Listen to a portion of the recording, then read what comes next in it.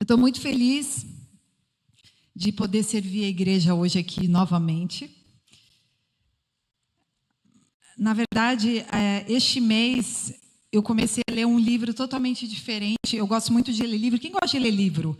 Livros além da Bíblia e também a Bíblia, obviamente, né? Eu boto algumas metas para leitura. Então, eu costumo, mês a mês, eu tento inserir pelo menos 2 livros, assim, não tão grossos. E quando é um muito grosso, eu tento um por mês. E esse mês, o Senhor me trouxe uma temática completamente distinta dos livros que eu estou acostumada a ler. E quando eu comecei a ler o livro, eu falei, nossa, Senhor, que bênção, né? Que bênção. E o Senhor falou para mim, eu vou te dar uma palavra. Aí eu falei assim, amém, Senhor. Mas você precisa ler o livro todo. Eu falei, então tem que correr com esse livro, porque a palavra é para daqui a pouco. Ele, é isso mesmo. Só que era uma temática muito, muito óbvia. E eu falei, poxa, Deus, é algo que a igreja já está acostumada, né? Uma coisa que a igreja já sabe. E o Senhor falou, pois é, mas o óbvio tem que ser pregado de novo, e de novo, e de novo, e de novo. E aí, eu fui conhecer a história sobre um jovem missionário que ele foi convidado para entrar em um país da Ásia, onde o evangelho é proibido. E quando ele foi passar pela fronteira, ele tentou de tudo, falar com os policiais ali, com a polícia, e os guardas examinando seu passaporte, examinando tudo que ele tinha, fazendo vistoria, não deixavam ele entrar no país da Ásia. E ele começou a ficar desesperado, e ele ali pensando, o que eu vou fazer agora? Como é que eu vou levar o evangelho? Como é que eu vou pregar? E ele argumentava, explicava, suplicava, mas nada fazia com que eles abrissem a porta do país para que ele pudesse entrar. Então, de repente, um dos guardas recebeu um telefonema. Um chamou o outro, que chamou o outro, que chamou o outro. E ele viu um burburinho, aquela bagunça ali. Ele falou assim, opa, será que eles vão me levar? Vão me prender, né? Vão fazer alguma coisa comigo? Mas, de repente, quando o guarda desliga o telefone, ele muda o semblante. Ao invés dele olhar bravo para aquele jovem missionário, ele olha sorrindo e fala, pode passar. E o missionário não entendeu nada, falou, amém, vamos embora, né? E entrou no país. Depois, ele soube que um alto diplomata da embaixada tinha ligado pessoalmente, usando a sua influência para garantir que ele entrasse no país. Naquele momento, ele entendeu uma lição poderosa, e é sobre essa lição que eu vim falar com vocês. A autoridade de um nome pode abrir portas que palavras, emoções e esforços não podem. Se o nome de um homem pode abrir fronteiras na terra, quanto mais o nome que governa céus, terra e inferno pode abrir as portas eternas. O nome de Jesus não é apenas uma palavra bonita, não é apenas um nome aleatório, é uma identidade carregada de autoridade, conquista e poder. Quando você pronuncia esse nome com fé, os céus reconhecem e o inferno se cala. E os milagres começam a acontecer. Hoje eu quero te lembrar que o mesmo nome que venceu a morte habita nos teus lábios. O nome de Jesus não é apenas para ser lembrado, ele é para ser usado com fé e autoridade. E o tema da palavra que o Senhor colocou no meu coração e diz para a minha igreja há poder no nome de Jesus. Vamos declarar isso em voz alta? Há poder.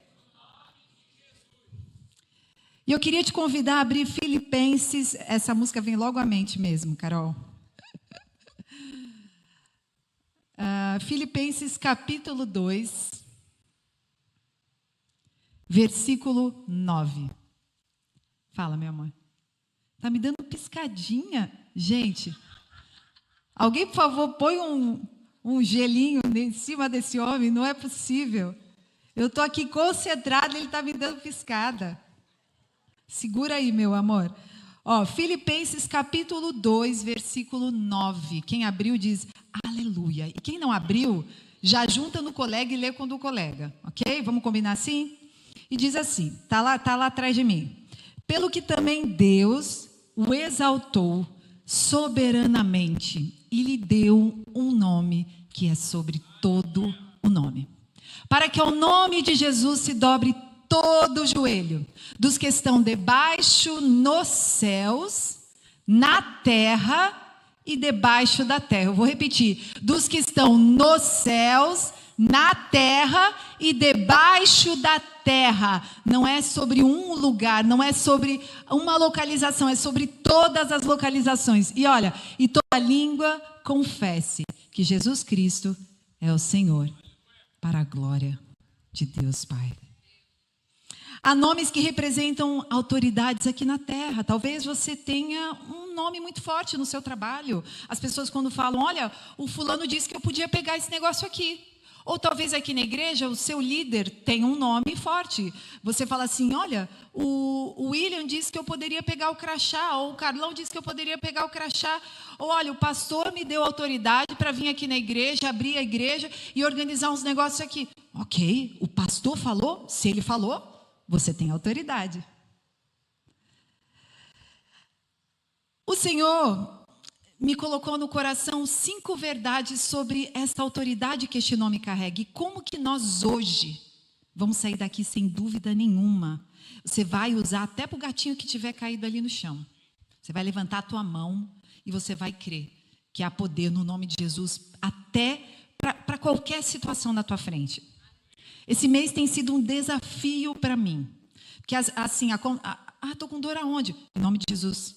E já começa a orar.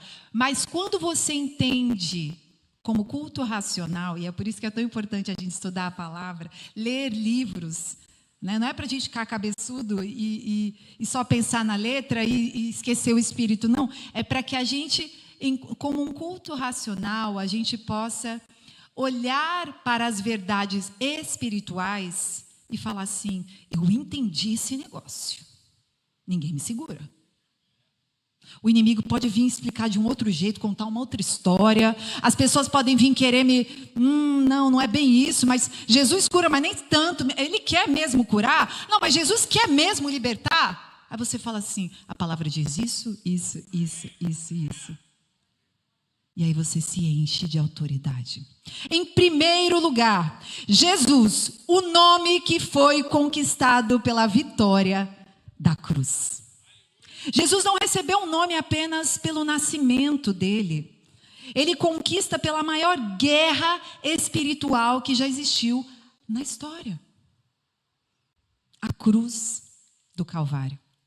Jesus morre, é crucificado e depois ele ressuscita, ele vence a morte. Colossenses 2, versículo 14 diz: e cancelou a escrita de dívida que consistia em ordenanças e que era contra nós. Ele a removeu pregando-a na cruz. O apóstolo Paulo está dizendo que havia um documento. E esse documento, ele era repleto de uma lista de acusações contra nós. O pecado entra a partir de Adão. E a partir do momento em que o pecado está na humanidade, existe a lei. Toda vez que a transgressão da lei, o pecado é formado. E aqui Deus está dizendo em Colossenses, isso é tremendo, o apóstolo Paulo dizendo, cancela a escrita de dívida que consistia nas ordenanças que eram contra nós. Então a cruz do Calvário, ele vai lá e cancela a escrita de dívida que era contra nós. O que significa isso? Em outras palavras, significa que a partir do momento que eu creio que Cristo é o meu Senhor e Salvador, não existe nenhum pecado que me prende em dívida. Eu não tenho mais dívida para pagar, eu não tenho que ficar pagando dívida, eu não tenho que ir lá e sacrificar, eu não tenho que ir lá e dizer, Senhor, e agora? Eu preciso me cortar, eu preciso trazer bezerros, eu preciso trazer uma oferta. Não tem mais.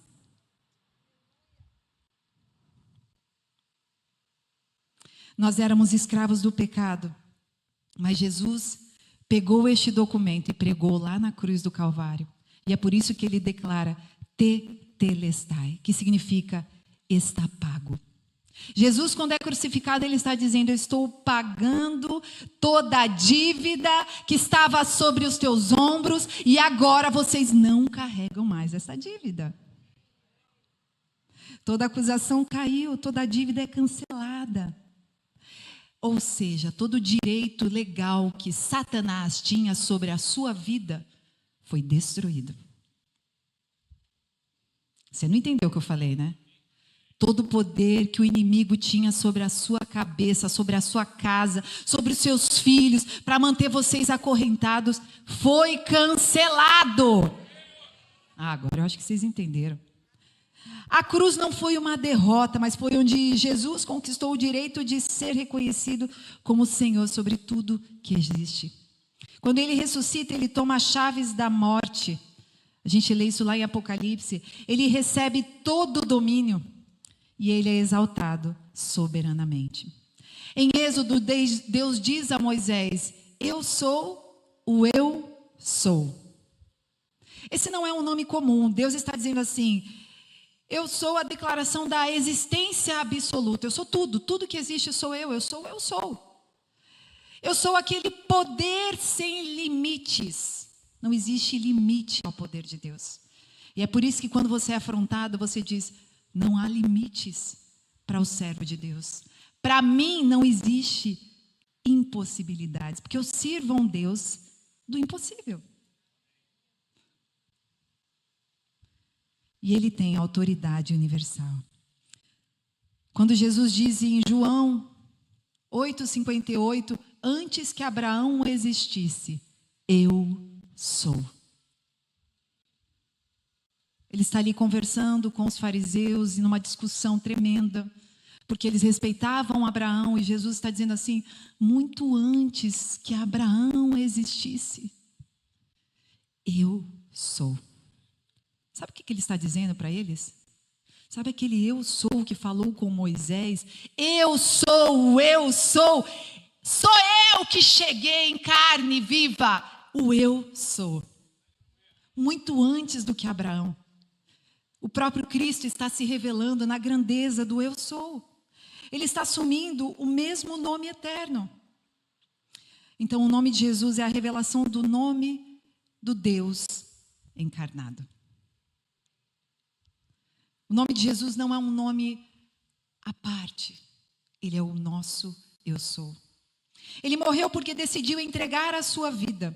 João 10:18. Abra suas Bíblias. Ninguém a tira de mim, mas eu mesmo a dou. Tenho autoridade para entregá-la e também para tomá-la de volta, pois foi isto que meu Pai ordenou. Ele está dando a sua vida, mas ele também pode tomá-la de volta.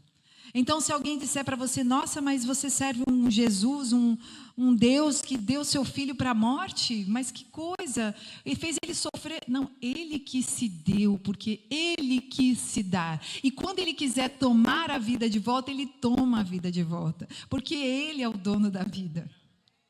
Aquele que morreu não foi vencido, ele estava totalmente no controle da morte.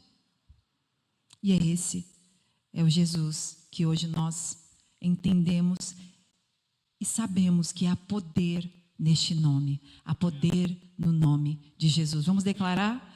Há poder no nome de Jesus. Em segundo lugar, Jesus, o nome que foi entregue à Igreja de Cristo como procuração divina. Nós recebemos uma procuração vinda do alto. E ela foi assinada pelo dedo de Deus. Nesta procuração, nós ganhamos autoridade quando usamos este nome. Abra suas Bíblias em Marcos, capítulo 16, versículo 17, ou acompanhe aqui da frente. Estes sinais acompanharão os que crerem.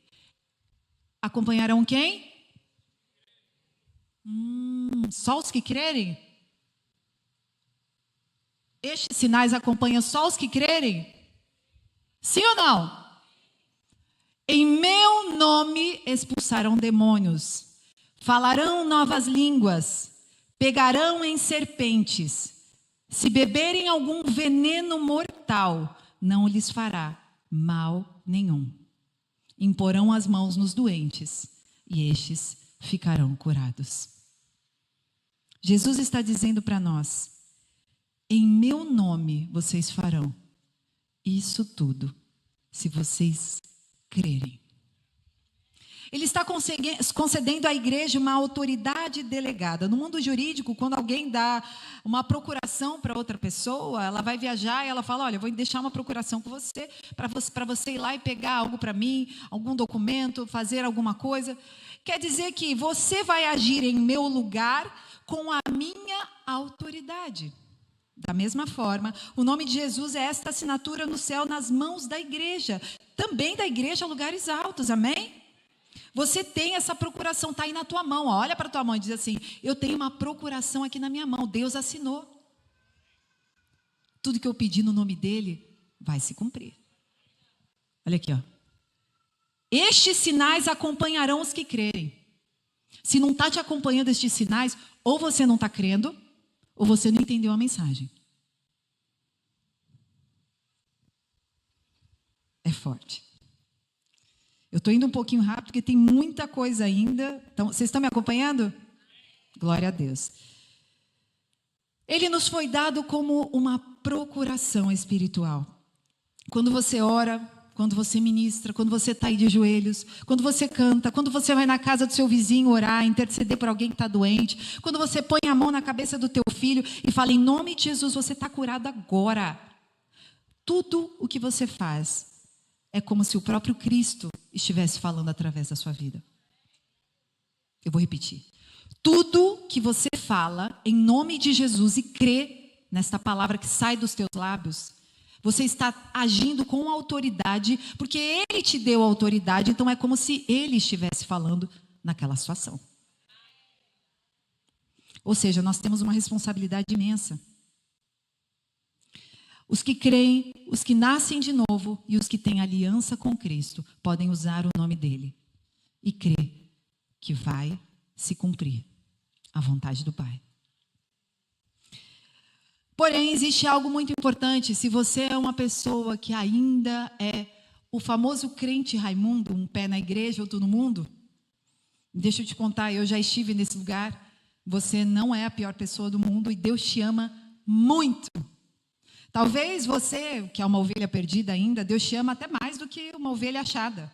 Porque Deus te quer muito perto dele. Quantas milhões de vezes, milhões não, centenas de vezes eu vim aqui na frente e falava: Senhor, eu não quero mais ser essa crente Raimundo, minha tigela. Eu venho para a igreja, faço as coisas, saio da porta para fora, faço tudo errado de novo. E o Espírito Santo naquela paciência. Calma. Calma, Mariana. Vou cortar as pontinhas da árvore. Vai crescer um pouquinho melhor. Não, agora eu vou dar uma podadinha. Agora vou botar um pouquinho de terra assim com adubo. Vamos ver se vai dar certo? Aí o que começa a acontecer? Os lugares que você frequentava, quando Deus começa a adubar e podar, você está lá no lugar, de repente você senta, olha para um lado e fala: o que eu estou fazendo aqui? Se você está nessa fase, nessa estação da vida, Deus está te dizendo: eu vou te tirar dessa estação. O Espírito Santo, ele é tão gentil, tão amável, que quando ele começa a entrar na nossa vida, não é algo brusco. Talvez você queira as coisas igual fast food, rápido. Eu quero me converter rápido, quero que aconteça rápido, eu quero viver esse negócio aqui rápido. E Deus está dizendo assim: eu quero primeiro que você esteja aliançado a mim. E quando a gente estiver assim, ó, coladinho na videira, bem grudado mesmo, ele fala assim, eu falo: opa, captei.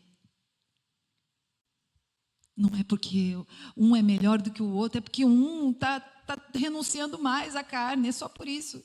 A renúncia da carne, a matemática do cristão é assim, ó: renúncia da carne, mais palavra, mais santidade, igual aliança com Deus. Essa é uma das, né? Eu posso falar mais: jejum, mais oração, mais segurar a língua para falar mal dos outros e reclamar e murmurar, igual mais aliança com Deus. Existiam uns filhos de Cefa que tentaram já expulsar demônios. A Bíblia diz que eram judeus que estavam ali e eles falaram, vamos tentar expulsar esses demônios aí. A gente está vendo Paulo expulsar, a gente quer expulsar também. Quem aqui já viu expulsão de demônio? É sensacional. Você fala, uau, glória a Deus. É muito bom. Assim, aquele testemunho de alguém sendo liberto espiritualmente na sua frente é algo tremendo. E eles estavam visualizando muito isso, porque a igreja primitiva estava assim, vivendo isso totalmente. E assim, Deus quer que a nossa igreja viva isso também totalmente. A Bíblia diz lá em Atos 19, 13, assim, ó. Cadê? Eu botei esse, olha lá. Alguns judeus que andavam expulsando espíritos malignos tentaram invocar o nome do Senhor Jesus sobre os endemoninhados, dizendo: em nome de Jesus, a quem Paulo prega, ordeno que saiam. Um dia, o espírito maligno lhes respondeu: conheço Jesus, também sei quem é Paulo, mas vocês, quem são? E hoje eu pergunto para vocês, quem são? Eu queria que você fechasse o seu olho, olhasse para o seu coração agora e respondesse: e eu? Quem eu sou no mundo espiritual? Será que os espíritos malignos vão olhar para você e dizer assim: não, é o pastor Pedro, não, é o Leandro, Priscila, Carolina. Não, essa daí eu não mexo com ela, não. Ou eles vão olhar e falar assim: não, eu conheço o Pedro, eu conheço o Paulo, mas nunca ouvi falar de você aqui nesse mundo espiritual. Esse sempre foi o meu maior medo quando eu estava me convertendo. Esse sempre foi o meu medo. Eu andava na rua e falava: em nome de Jesus, Senhor, não deixa nenhum espírito maligno me pegar. E eu pensava assim: mas será que eu já estou com aliança bastante contigo para quando eu falar isso, os demônios saírem correndo de perto de mim? Será que a autoridade que eu carrego hoje, Senhor, ela é aprazível, ela é para ti, é algo que o Senhor olha para mim e diz assim: essa daí é minha mensageira mesmo. Esse daí é meu mensageiro mesmo. Me representa. Deus bate no peito e diz assim: me representa esse aí.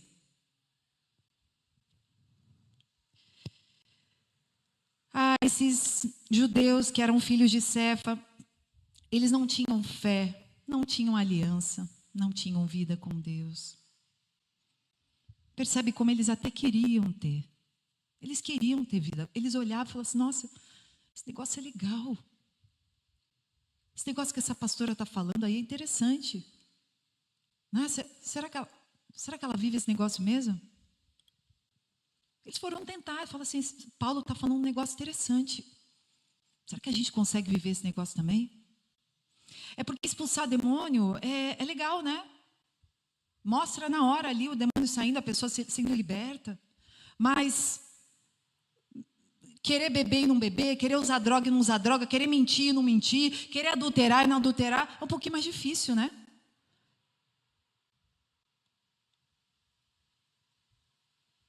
Deus está mais preocupado com o fruto do que com o dom. Isso não está na mensagem, mas eu olhei para vocês, o Espírito Santo só passou uma frase aqui, eu vi essa frase escrita aqui. Isso tudo que nós lemos, que vocês farão, se crerem, vai acontecer. Vai acontecer com cada um de vocês. Se prepara. Quem falou amém vai acontecer mais ainda. Mas tem um detalhe. Sabe aquele detalhe do bolo? Falou, nossa, passou um negócio e o bolo ficou ruim? Tem um detalhe. Qual? Se você não gera fruto do Espírito, Deus não recebe o seu dom. Irmãos, o sucesso pode chegar para todos. Hoje você pode sair dali, Deus abriu uma porta para você que você vai, ó, pum. Você vai ser o melhor.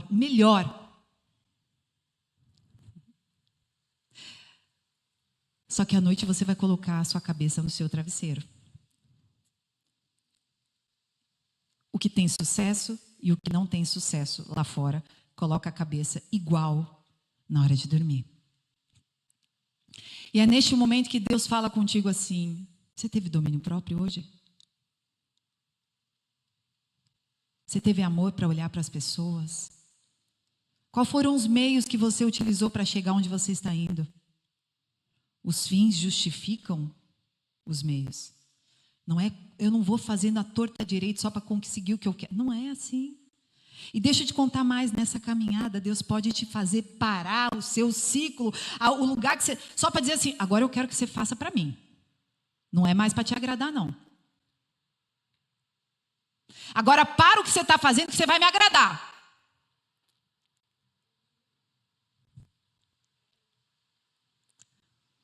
A gente quer. Vamos continuar aqui. A gente quer. O inferno, ele só vai respeitar quem tem aliança com Deus. O inferno, ele só respeita quem tem vida com Deus. Vida com Deus é passar o dia todo orando, declarando, é bom. É bom. Mas aí, na hora que vai fazer os trâmites lá no trabalho, continua orando em línguas? Na hora que o irmão pede para você... Pra você dar um dinheirinho para ele fazer um negócio, faz um negocinho por debaixo do pano. Não, ninguém está vendo, né? Deus, mas eu estou precisando, o Senhor sabe que eu estou precisando do dinheiro, né? Ah, Senhor, nós servimos o Deus que é o dono de todo o ouro e toda a prata. Então, se você está precisando, o único caminho para conquistar o que você está precisando é Ele. Se você vai por qualquer outro caminho, não é Ele que está te dando. Volta para a mensagem. Deus, me deixa pregar, vai. Satanás, ele só respeita quem tem o sangue de Jesus sobre a sua cabeça. Coloca a mão assim sobre a sua cabeça. Diz assim: eu tenho o sangue de Jesus sobre a minha cabeça. Atos 5:32 diz: o Espírito Santo é dado aos que lhe obedecem. Eu nem botei essa, né? Botei. Olha, esse ficou grandão. Dá para ler aí? Só quem estiver precisando de sei lá quantos graus. O Espírito Santo é dado aos que lhe obedecem. Está explicado por que às vezes você não tem Espírito Santo, né? Fazer as coisas. Porque não está obedecendo. Simples assim. Obedeceu, o Espírito Santo vai estar contigo, vai fazer as coisas contigo, você vai ter dom, você vai ter tudo. Vai ser aquela pessoa que, ele floresce, ela floresce.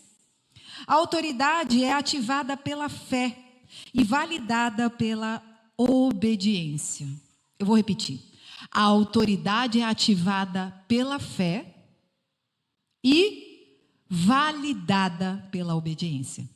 Aqui tem duas chaves importantes: fé e obediência. João 14, versículo 12 diz: em verdade... Tem? Eu botei? Botei? João 14? Acho que eu não botei esse. Então vamos lá. João 14, versículo 12. Em verdade lhes digo que aquele que crê em mim fará também as obras que faço. Fará o quê? As obras que ele faz. Agora, olha, aqui é a parte, que eu quero que você só decore essa frase em nome de Jesus. Fará também coisas maiores do que essas. O que quer dizer isso? A gente vai fazer coisas maiores do que Cristo. Não, vou embora. Preciso pregar mais alguma coisa. Gente, de verdade, precisa pregar mais alguma coisa nesse púlpito? Deus está dizendo assim: vocês vão fazer coisas maiores que estas. Porque, aí Jesus falando, eu vou para o Pai. E o que vocês pedirem em meu nome, eu farei. Jesus sobe, senta à destra do Pai Ele diz assim: agora, eu estou deixando um documento para você, Alexandre, Cristiane, Maria, Mariana, Aline. Eu estou deixando um documento que agora eu não estou mais aqui com vocês, mas vocês vão fazer tudo o que eu faço. Além de fazer o que eu faço, vocês vão fazer coisas ainda maiores. Terceiro lugar, o nome que tem poder para curar.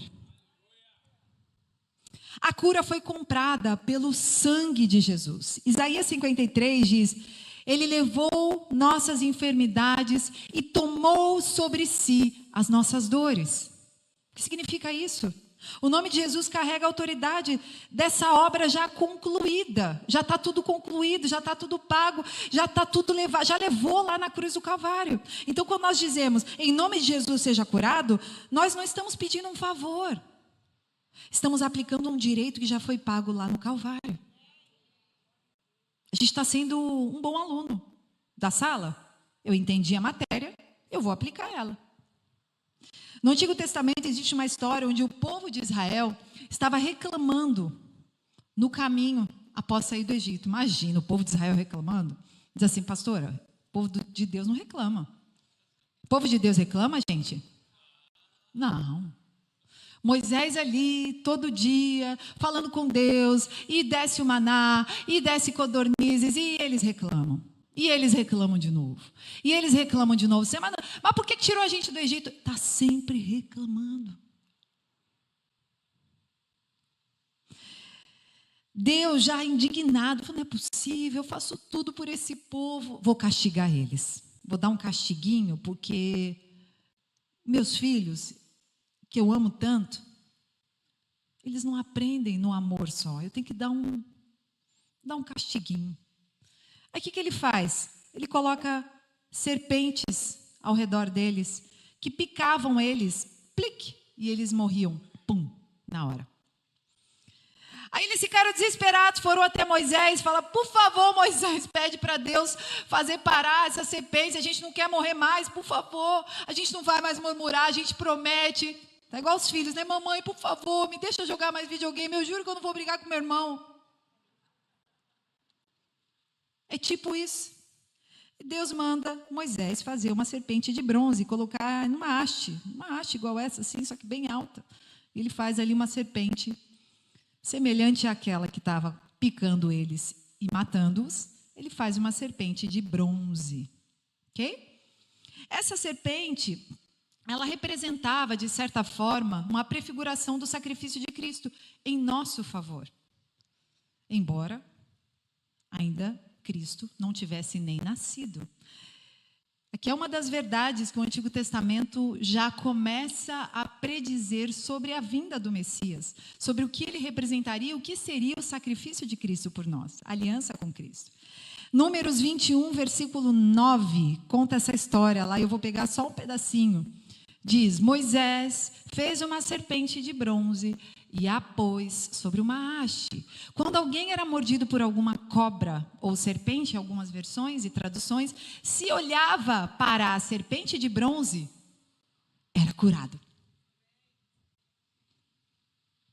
Deus está ali mostrando o que Jesus faria para quem estivesse morrendo e olhasse para ele, seria curado. A cura de Jesus no Novo Testamento é a expressão da vontade que Deus sempre teve e tem em curar a todos. Atos 3, versículo 6 diz assim: Pedro, porém, lhe disse: não possuo nem prata nem ouro, mas o que tenho, isso lhe dou. Em nome de Jesus Cristo, o Nazareno, levante-se e ande. Veja que coisa, Pedro não está dizendo assim: Senhor, se for da tua vontade, cura, Senhor. Pedro está dizendo assim? Pedro está dando ali uma ordenança. Em nome de Jesus eu ordeno. E aí o paralítico se levanta. Então, aqui fica um primeiro ensino quando você for orar por cura. Não devemos orar nunca colocando o se for vontade de Deus. É sempre vontade do nosso Pai curar. E Jesus curava a todos que se aproximavam. Lucas 4:40 diz: quando o sol se pôs, as pessoas trouxeram seus familiares enfermos até ele. Qualquer que fosse a doença, ao pôr as mãos sobre eles, Jesus curava a todos. Jesus curava a todos. Jesus cura hoje a todos. Somos curados para podermos servir. Existe um nome que se chama doenças psicossomáticas.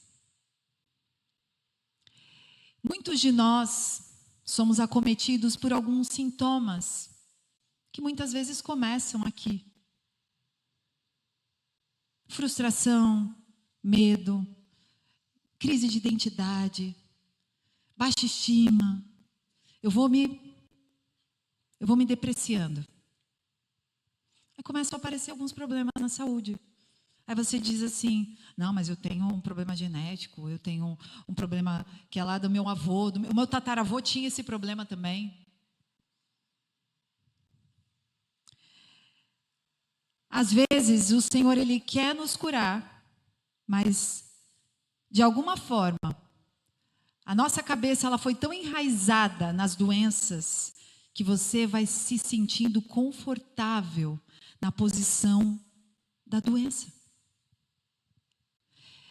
E Jesus, Ele não cura você para que você permaneça no mesmo lugar, deitado na mesma cama, em casa, sem fazer nada. Jesus, Ele cura porque Ele quer que você sirva.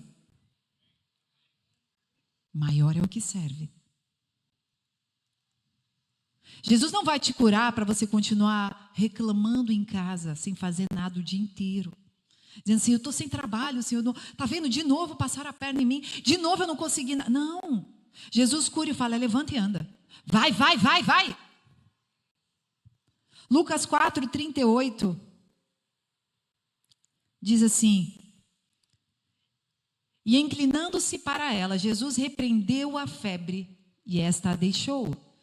E imediatamente ela se levantou e passou a servi-los. Aqui é a sogra de Pedro. Estou falando muito de Pedro hoje, hein, gente?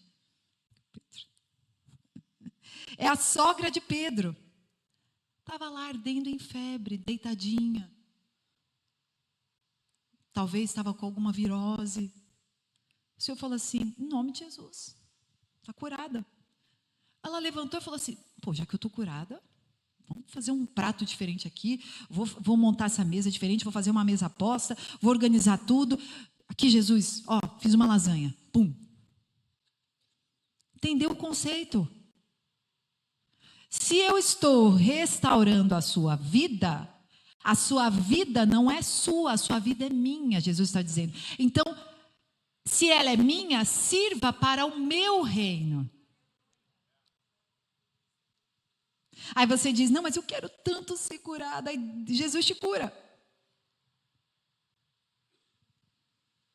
E aí você continua nos mesmos ciclos, nas mesmas mazelas, nos mesmos vitimismos, ao invés de tirar o olho do seu umbigo, olhar para o reino e dizer, Senhor, eu estou aqui, eu quero servir, o que eu faço?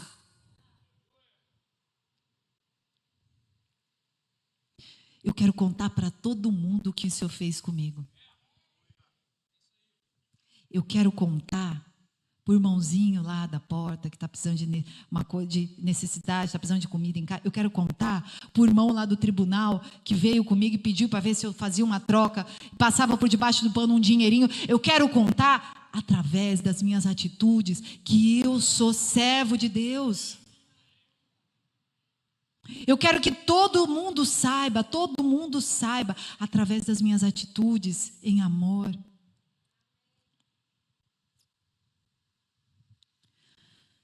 A doença pode também trazer esse conforto e preguiça espiritual. Por isso a pessoa precisa realmente querer ser curada. João 5, versículo 5.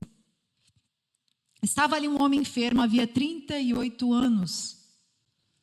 Jesus, vendo deitado e sabendo que estava assim havia muito tempo, perguntou: você quer ser curado? Aí você diz assim: pastor, é óbvio que ele queria ser curado. Não, não é óbvio. Não é óbvio. Muitos de nós estamos sentados na doença emocional, física e até espiritual. E Jesus está perguntando: você quer realmente ser curado? Ou você quer permanecer nessa posição confortável? Você já se acostumou com essa dor, né? Todo mundo vem aqui, te dá um chameguinho na cabeça, deixa uma sopinha. Se você for curado, quem vai fazer a sopa é você. Se você for curado, você que vai ter que ir na casa dos outros fazer chameguinho na cabeça. Vai querer?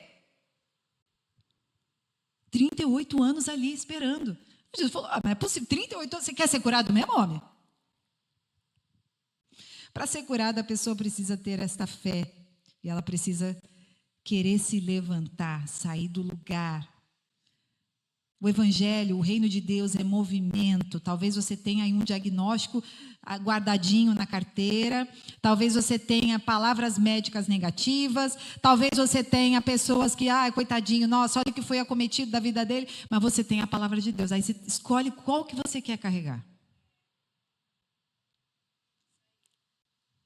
Aí as pessoas vão olhar e falar assim: tá vendo aquela ali? Maluquinha. Não bate bem. Não, por que não bate bem? Ela recebeu o diagnóstico, mas ela não aceita o diagnóstico. Tá cuidando, tá tratando. Mas ela disse que já está curada em nome de Jesus. A gente está vendo ela ali sentindo uma dorzinha, mas ela fala: Deus está comigo, está me curando. Estou no processo da cura, estou sendo totalmente restaurada. Está vendo aqui? Nós somos aquilo que nós acreditamos. Você não é aquilo que o outro fala. Você é aquilo que você acredita que você é.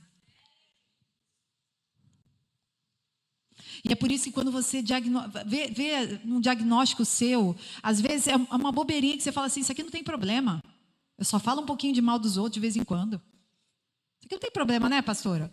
Não, não tem problema, mas aí é a sua escolha quanto a ficar neste lugar ou levantar e servir. Queridos, todo mundo tem defeito. Todo lugar vai ter defeito, toda igreja vai ter defeito, todo trabalho vai ter defeito, todo lugar tem um problema. O ser humano é repleto de problemas, mas quando a gente chega com as soluções, quando a gente chega com amor, quando a gente chega retribuindo, não, mas o que eu posso fazer para ajudar? Estou aqui, hein? Eu tiro os olhos da doença, do problema, e eu ponho os meus olhos no serviço. O nome de Jesus é remédio para o corpo, bálsamo para a alma. Então, quando nós pronunciamos com fé, tumores secam. Corações são restaurados. Depressões se desfazem. Em nome de Jesus, toda depressão é desfeita no poder que há no nome de Jesus. Talvez aquela situação você diz assim: é maldição familiar, pastora, é corrente espiritual lá do passado, entendeu? Minha avó sofria disso, minha mãe também, as tias todas, agora passou para mim, né? Está amarrado. Passou nada para você. Nada vai passar para você se você entender o sangue de Cristo sobre a sua cabeça. Deus não tem netos, não passa de geração para geração coisa nenhuma. E digo mais, você pode até ter o olho claro. Está vendo meus olhos claros? Peguei da minha avó, brincadeira. Mas você pode até ter uma característica do seu avô, da sua avó física. Aí você fala assim, alguém olha para você uma característica ruim, você diz: esse gênio ruim veio do avô. Aí você diz: está amarrado, não tem gênio ruim não, meu gênio vem de Deus. Eu sou do Senhor, o Espírito Santo me faz todo dia, espremer esse gênio ruim. Os coléricos. Senhor, abençoa os coléricos nessa casa, em nome de Jesus. Espreme, Senhor, aquela resposta cruzada. Espreme, Senhor, aqueles impulsos.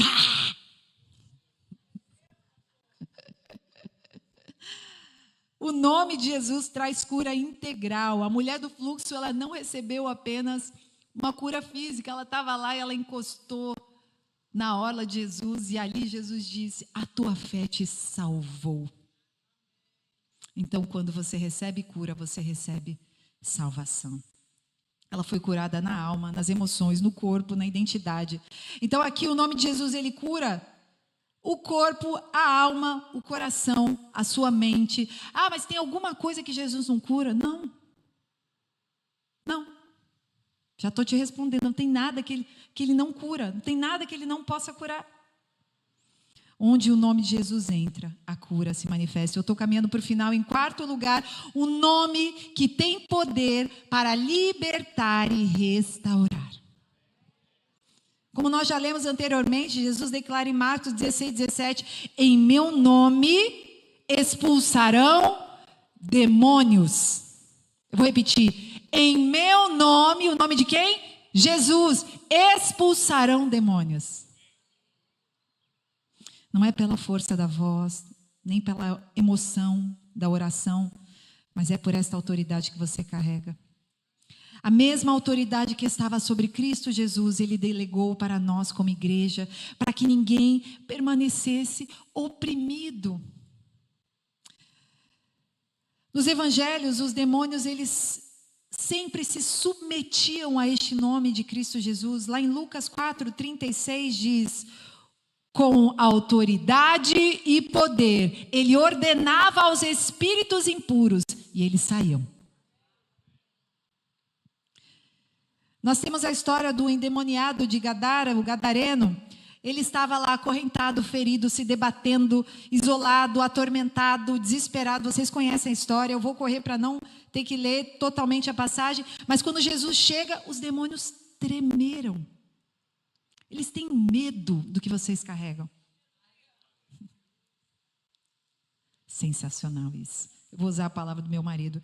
Eles têm medo do que vocês carregam. Marcos 5, versículo 7, e gritou em alta voz, que queres comigo, Jesus? Filho do Deus Altíssimo, rogo-te por Deus que não me atormentes. O demônio falando com Jesus. Pois Jesus lhe tinha dito, saia desse homem, espírito imundo. Não existe nenhum espírito maligno que tem poder sobre a sua vida. Nenhuma macumba, nenhuma feitiçaria, nenhuma palavra que fizeram uma ziquezira para mim ali. Em nome de Jesus, esse espírito imundo sai agora. Estenda as mãos assim para tua casa, Fecha os teus olhos. E declare comigo, em nome de Jesus, todo espírito imundo, saia da minha casa, agora. Com uma palavra, Jesus liberta aquele homem por completo. Então a libertação daquele homem não foi o fim dele. Olha que interessante. É o começo da restauração da vida dele. Quantos de nós viemos das trevas? E hoje nós estamos aqui na luz de Cristo. Cristo nos resgatou do império da sombra das trevas. Tirou a gente de lá, tirou lá da balada, do boteco, das drogas. Fez assim, ó. Vem. Agora você está aqui na luz. Depois que Jesus expulsa os demônios do gadareno e vão lá para os porcos, e os porcos caem no precipício e todos se afogam. Diz assim, lá em Marcos 5,15, no finalzinho. E ele estava assentado, vestido e em perfeito juízo. Deus está dizendo, eu liberto para restaurar a sua identidade.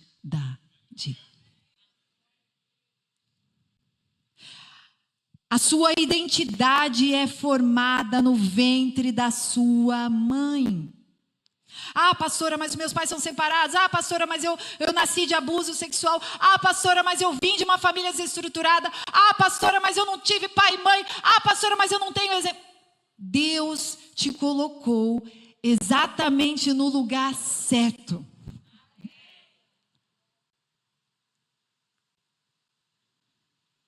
Deus te plantou neste lugar e você tem uma identidade escrita. E essa identidade em Cristo que Ele te deu, você é uma pessoa que vai ser usada no reino de Deus, na maneira que você nasceu. Não é na minha maneira, não é na maneira do pastor, não é na maneira do William, é na maneira que Deus te fez. É assim.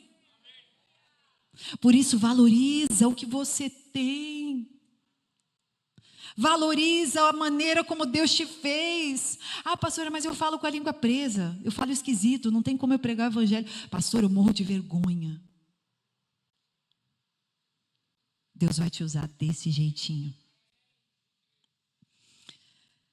Aquele homem, ele estava sentado no chão e agora ele está levantado em perfeito juízo. Então, Deus, ele tira das trevas e agora ele coloca em total postura de juízo. Uma pessoa que está equilibrada. Sinal de maturidade, sabe qual é? Você não se importa mais dos outros falarem de você. Não, porque falaram de mim, pastora. Então, falaram mal de mim. Ah, é? E daí?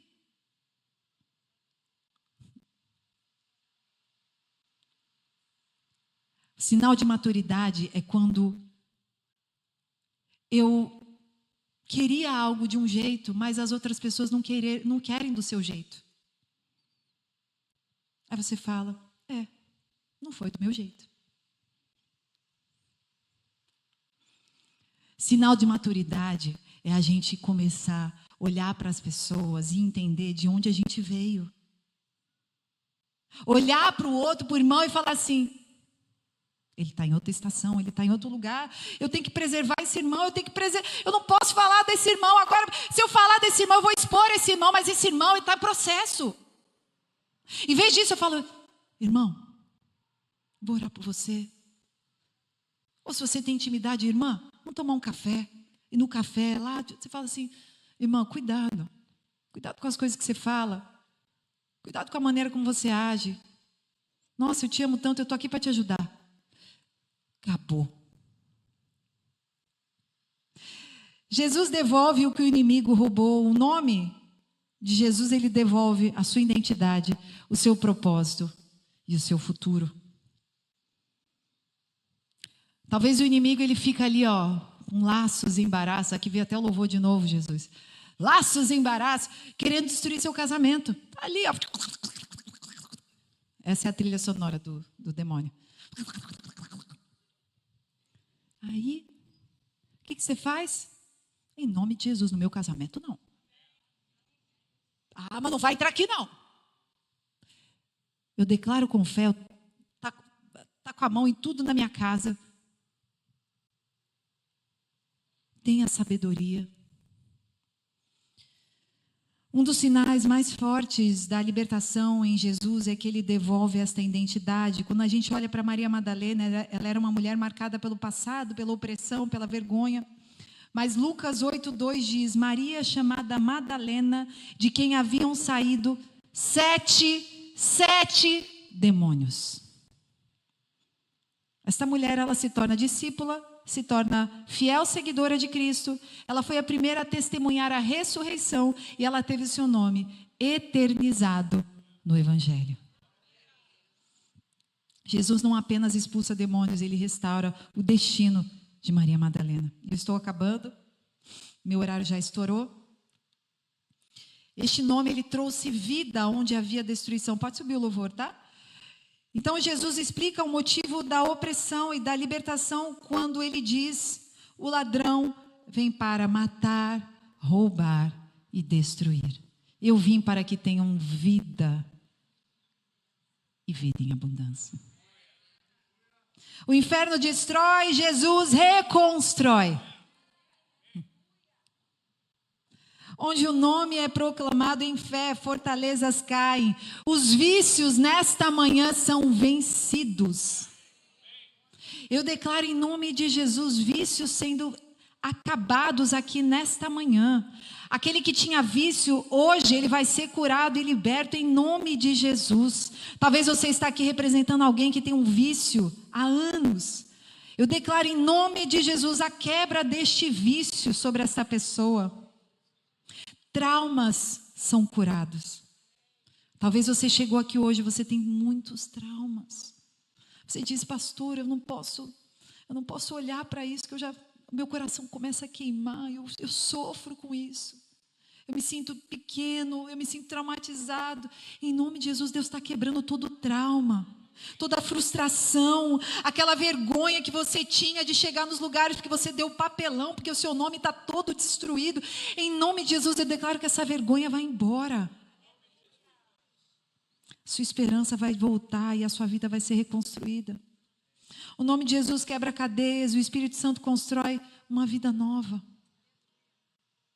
E por último lugar, e eu vou terminar aqui, eu vou até adiantar um pouquinho, o nome que tem poder para trazer a vida eterna. O maior milagre que o nome de Jesus pode realizar não é curar o seu corpo apenas, não é libertar você de uma opressão, libertar de demônios ou restaurar famílias, mas o maior milagre é dar a vida eterna ao nosso espírito.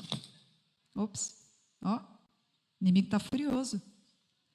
O nome de Jesus tem poder para te dar vida eterna. O que é eterna? Para sempre, e sempre, e sempre.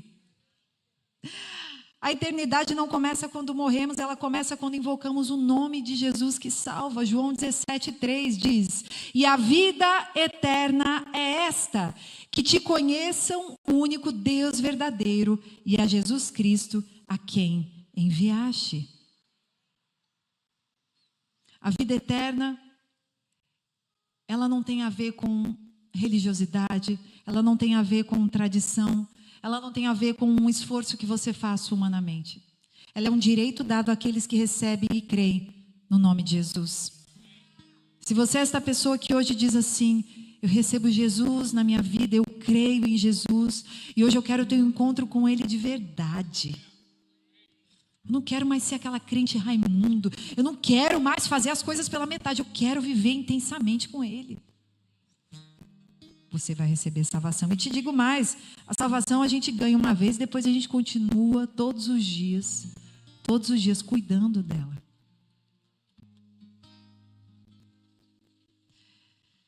Quando alguém crê em Jesus, a eternidade invade o presente. O seu passado perde poder. O pecado perde o domínio, o medo da morte é retirado do seu coração. A alma começa a encontrar... eu encontrei o meu tesouro, eu encontrei o bem mais precioso, eu encontrei o meu tesouro. Eu encontrei o bem mais precioso. Quando nós encontramos Jesus, a gente entende isso como essa canção. Eu encontrei um tesouro, algo tão grande, algo tão valioso. Eu não quero deixar ninguém encostar nesse meu tesouro. Esse meu tesouro, ele toma conta dos meus dias, de segunda a segunda. Eu sinto tanta falta de Ti, Jesus. Eu sinto tanta falta dessa presença. Você diz a Ele, eu estou com tanta saudade, papai. Me leva de volta para os Teus braços, me leva de volta para o Teu colo.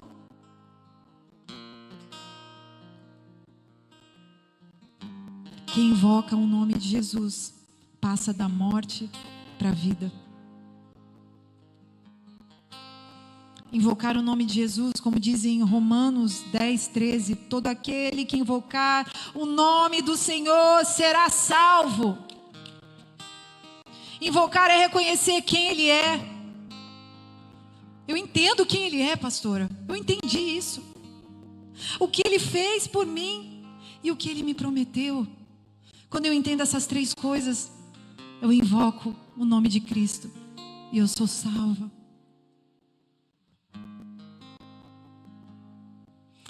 Senhor, o nome de Jesus nesta manhã, Ele quer alterar destinos. Talvez a sua história estava indo por um caminho sinuoso, perturbado, atormentado. Mas Jesus está dizendo assim, eu vou mudar a sua rota.